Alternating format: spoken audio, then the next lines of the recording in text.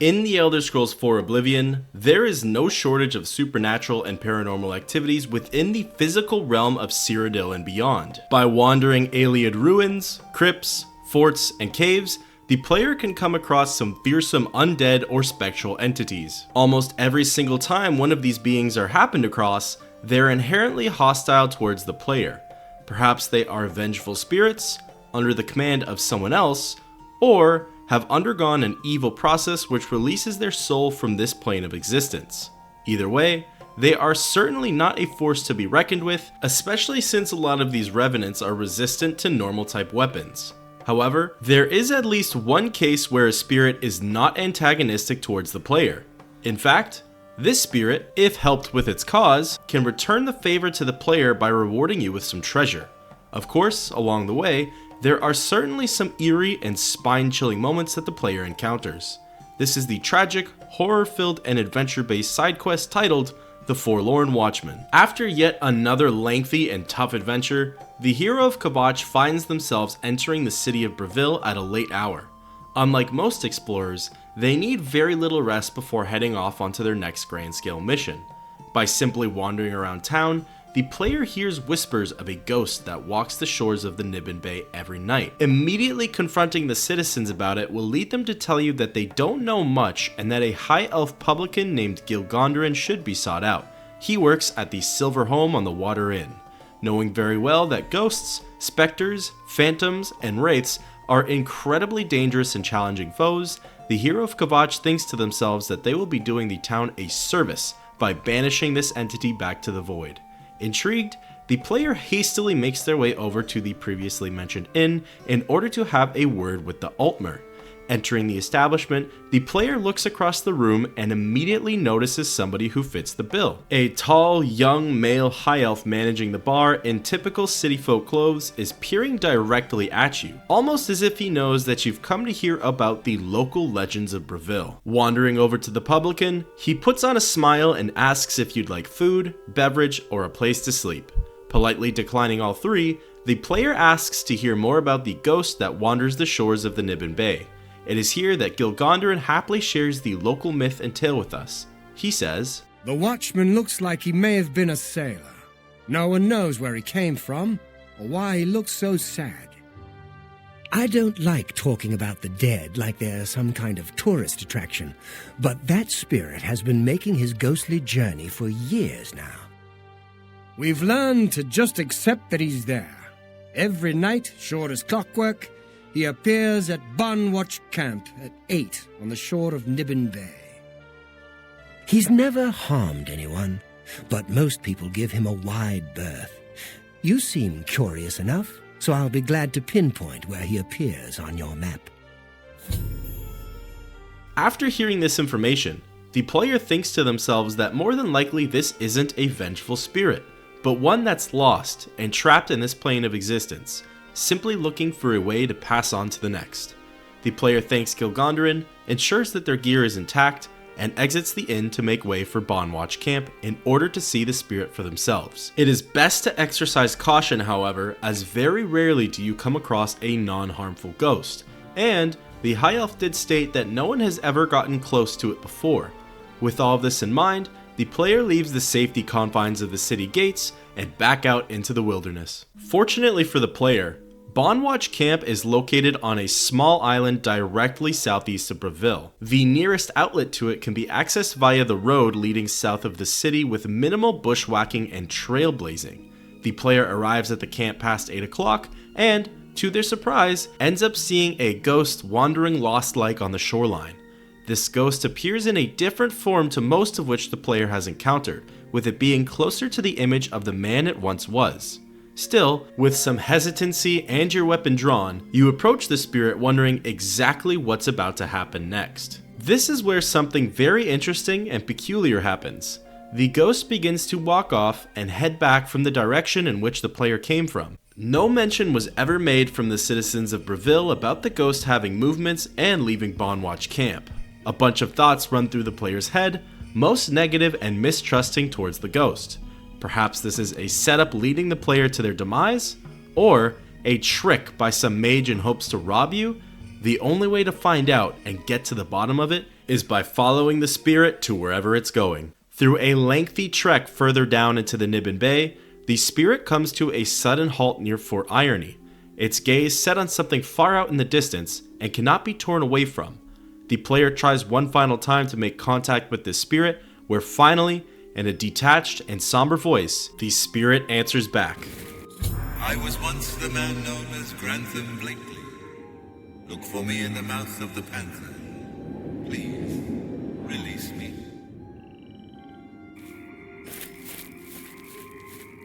The player understands most of what the spirit has said. He was once a man named Grantham Blakeley and wishes to be set free and move on to the next form of existence. However, the part the player doesn't quite understand is what did it mean by to look for him in the mouth of the panther. The player attempts to ask for more clarification, however, no new information is given out by Grantham. The player then thinks to themselves that the publican at the Silver Home on the Water, Gilgondarin, might have more knowledge on this subject as he is the one to turn to with local Bravil legends.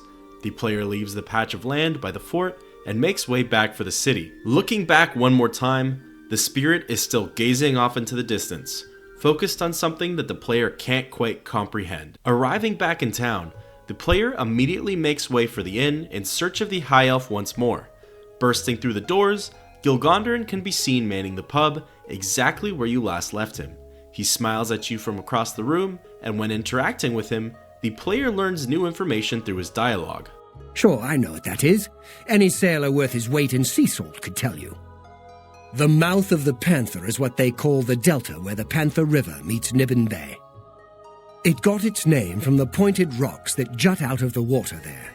Sort of look like teeth. Mouth, panther, teeth, get it? Ships are always careful to stay away from it, especially when it's foggy on the bay. The rocks would tear right through a ship's hull like parchment.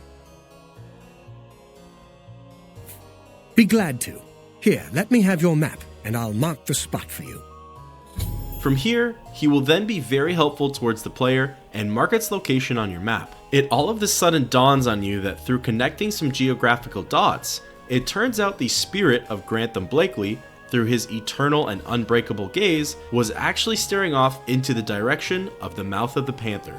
It's as if he yearned to go back there himself, watching and waiting for whatever lies in the unknown area. Before setting back off, the player grabs Gilgondarin's attention one last time to simply ask, "Who is Grantham Blakeley?" In an even more simplified manner, he responds with, Never heard the name Grantham Blakeley before. Means nothing to me, sorry. The player shrugs it off, thanks him for all of his help, and once again, goes back out into the wilds of Cyrodiil. Through some journeying and wandering, the player ends up at the marked location for what is the mouth of the panther. You note that it was actually pretty close to where the spirit of Blakeley had stopped by Fort Irony, being directly across the opening of the bay, just on the other side of the shore. Looking up, the player sees the unmistakable sharp, jagged rocks that could indeed resemble teeth. However, more importantly, inside the so-called teeth, beaten, battered, and practically torn apart, is the wreckage of a ship. The player makes their way towards the ship and notes that it used to be called the MMA. The most probable conclusion to make right now is that Blakeley was a sailor on the ship, and through some bad weather, the ship collided with the mouth of the Panther's boulders, and everyone aboard was seemingly lost at sea or killed. Likely, somewhere inside the ship are the remains of Blakeley which are still tethered to the physical world. In here is where the player can finally bring some closure to the ghost of the Forlorn Watchmen.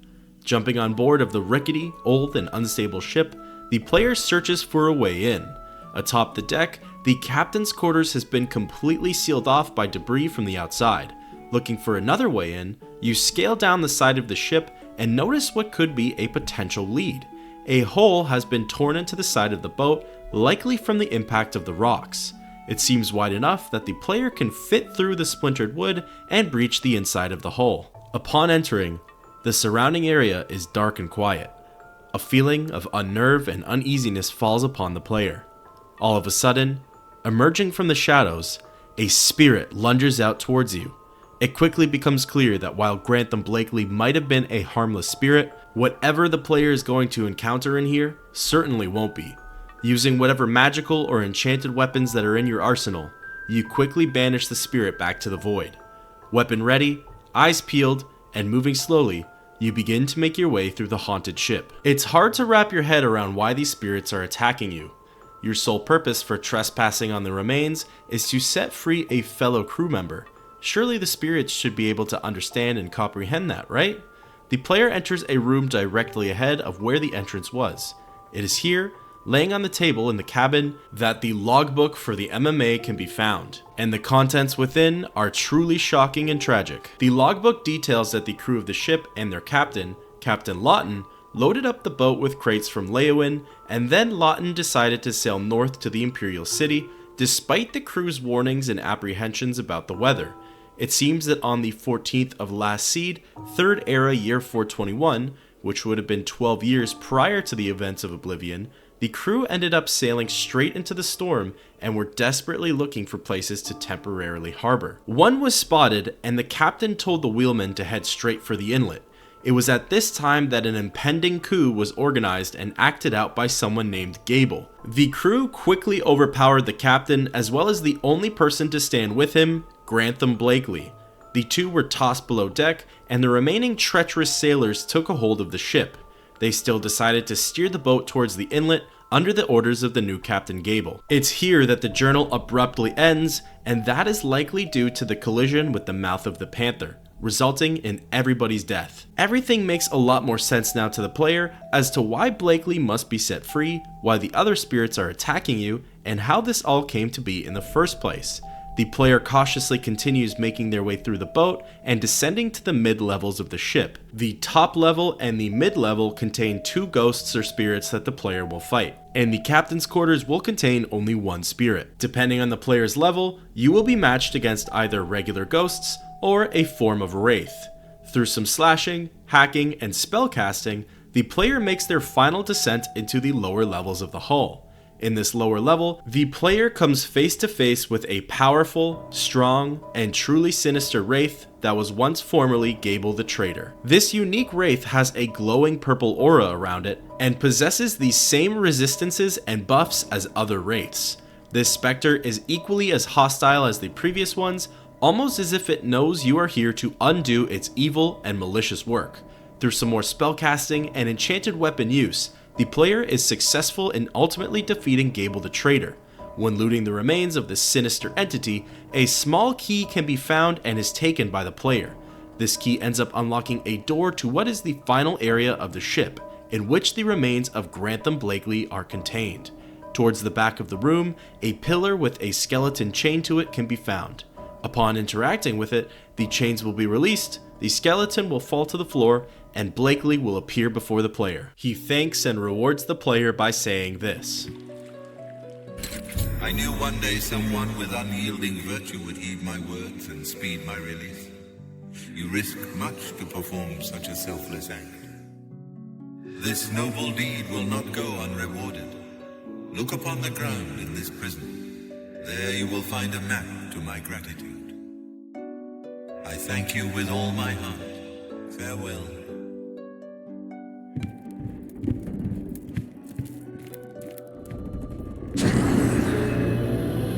From here, the player has finally set free the Forlorn Watchmen and settled the remaining vengeful spirits from within the ship's depths.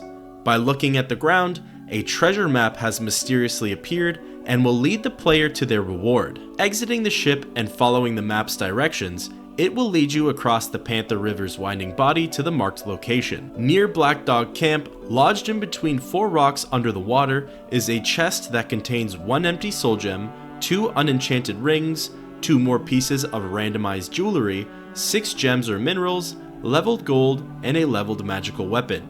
It is this discovery that officially marks the end of the tragic and horrific quest that is titled The Forlorn Watchmen. Now, there are 3 things that are up for discussion and note with the closure of this quest. The first being that perhaps the crew might have been justified with their coup. It was Captain Lawton's overriding decision to sail in a wicked storm through a narrow and rocky bay. Before the impending treason, while the weather was at its worst, the logbook details the captain made the command to head in the direction of this inlet, and then the coup ensued.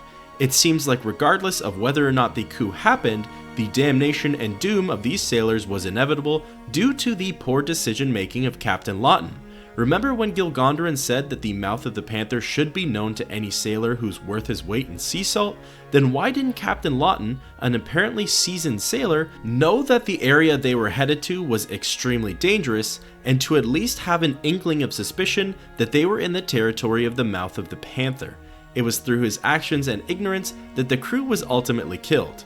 Now, of course, Gable was quick to assume the role of the captain's position after the coup, and he was the one to make the exact same command and mistake as Lawton, so clearly he was not the right choice for captain either, and technically it was Gable who led the men to their demise. And apparently none of the men or the crew knew what they had gotten themselves into, and it ended in their deaths. However, the biggest takeaway of it all is that Captain Lawton should have known that voyaging through this area during the storm would result in extreme dangers for the crew, therefore pointing out that maybe the coup and overthrowing was a little bit justified. Clearly the captain did not care enough for his crew, as he did not heed their warnings. The second point up for discussion is what happened to Captain Lawton. Through the logbook, it states that both he and Blakeley were thrown below deck, and yet all we see the remains of are for Grantham. There are no bones, leftovers, or traces of what could have possibly belonged to the former captain, or any of the crew for that matter. How come Blakeley was the only one out of the two of them to have his spirit wander the shores of the Niben Bay? There isn't an easy or convenient answer to the first question, other than perhaps he wasn't chained up with Blakeley in that room to begin with. Maybe he was being held elsewhere in a different fashion, and upon his death, his remains, as well as those of the crew, were fed on and picked up by scavenger creatures, making them hard to track down. Blakeley's skeleton was the only one locked away in a room, resulting in it still being intact. But where was Lawton being held then, if not in the same room? Another possibility, though even more unlikely, is he could have escaped amongst all of the chaos set off by the collision. This could be why there aren't any remains of his on the ship, and why there isn't an identifiable ghost of his lingering around. This leads into answering the second question originally pondered. Assuming Lawton did perish in the ship running aground, perhaps the existence of the former captain's ghost can be proved or disproved by one of two reasons. The reason for his ghost's existence is that perhaps due to his ignorance, selfishness, and guilt, all that became of him was one of those petty, restless spirits lingering on the ship with no distinguishable features. From a moral viewpoint, he can be seen as being just as bad, if not worse than the crew, and his fate has been decided to be made out just as so. The reasoning against his ghost's existence is that by utilizing some common knowledge known about ghosts, they are restless spirits who are looking for closure on either what happened to them or with what tasks they were set upon doing in life before their demise. Maybe after the coup occurred, the captain could have made peace with all of the decisions that led up to this point for him and had accepted his fate as what was likely a dead man. By doing this, he would have had no reason to come back to the physical plane and in turn moved on to the next realm of existence. So, with the third discussion point, what about Grantham Blakeley? Why did Grantham have a restless spirit wandering the shores of the Niben Bay? Well, with reusing some of the same answers from the previous point, it might have been because he was searching for some form of closure. What form of closure, you may be asking? And well, this is where we learn about and look to the Imperial City for some details on Grantham Blakeley, because as it turns out, he has a daughter who still resides there to this day. Based out of the Imperial City Talos Plaza district is a Red Guard woman named Angelique Blakeley. When spoken to, she notes that the house she is staying in belongs to her father and that he was lost at sea many years ago. Her identity is further corroborated by her mentioning that someday she wishes to meet the right man, but she never wants to be involved with a sailor, showcasing the trauma that has impacted her life. The reason Angeli is being brought up is because perhaps part of the reason Grantham's spirit is restless is because there was no closure or explanation for his daughter on what happened to him.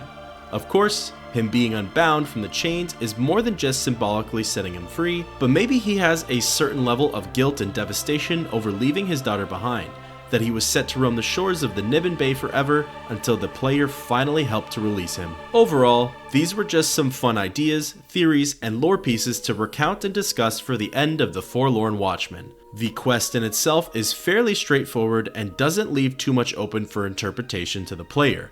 But there are some missing pieces as well as eureka moments that are interesting to think of after all is said and done. Ultimately, the hero of Kvatch can rest easy knowing that Grantham Blakeley himself is also resting easy.